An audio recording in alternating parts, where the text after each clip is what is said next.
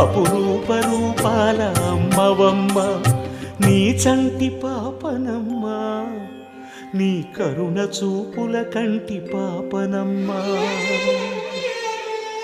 నీ చంటి పాపనమ్మా, నీ కరుణ చూపుల కంటి పాపనమ్మా.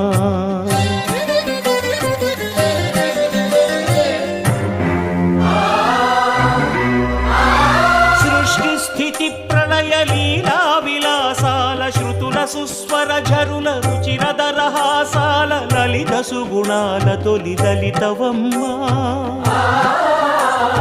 అన్ని యుగములావని ధర్మరక్షణ సేయ ఆత్మదాసులకమృత పదవినే అందించ అవతరించే ఆదిశక్తివమ్మా.